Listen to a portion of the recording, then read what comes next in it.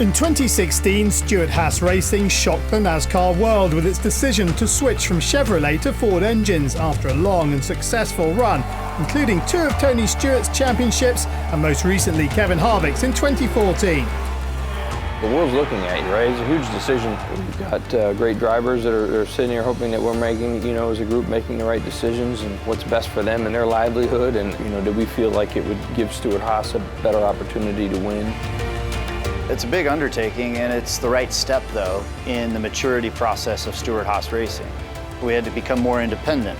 So building bodies and chassis in-house and getting the engines from Ford, it's a perfect recipe for good stuff. That's a once-in-a-lifetime opportunity. It puts a lot of things into our own hands. It allows us to hire more people to do everything, basically, but the engines. The switch also became an exciting challenge for the Ford Motor Company, already heavily embedded with several teams in NASCAR. It would be down to great teamwork in the off-season between engine builders Roush, Yates, SHR and Ford for the project to be successful. We wanted to do NASCAR right. We wanted to really get very serious and show our commitment to the sport. And so to add a championship-level team like Stewart-Haas was important. Bringing them on and getting them ready to run in one off-season was a heck of a challenge, but they were up for the challenge, we were up for the challenge, and just, the whole way that they work is very similar to how we work at Ford.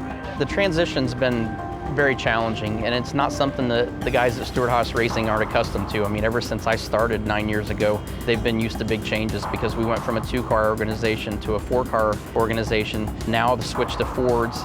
Now we're building our own chassis, and then we add an Xfinity program on top of that, so it's been a lot of big changes this winter. My dream is to build engines for Tony Stewart. I never thought he'd be the car owner, I thought he'd be the driver, but it's been fantastic. Tony understands what we do. He knows the cars, he knows the engines, he knows our challenges, and he's there to support it. The off-season proved a challenge for everyone involved, and with limited testing, it was already a race just to get ready for the season opener at Daytona. There's a lot of parts and pieces that had to be changed just in order to physically put it in there, never mind figure out how to take advantage of the technology. Had to make a ton of new steering parts just to simply be able to get to the racetrack. We had to add 16 new engines for Stewart-Haas. We hired 30 people, expanded our facilities, brought in 10 brand new Haas CNC machines. This was a big deal to amp up the number of engines that you have to take on, but we had a lot of people working around the clock to make all that happen.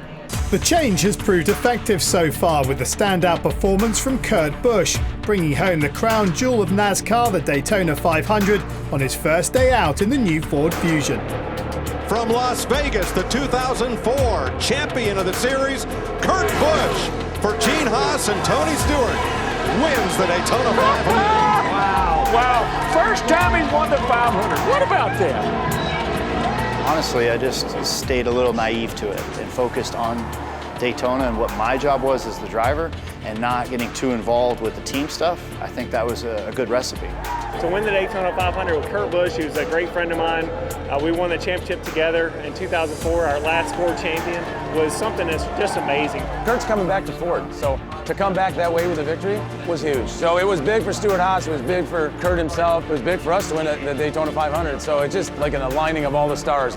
The great part about all this is we're all very like-minded people and a bunch of racers that have raced their whole life and want to win and want to be competitive.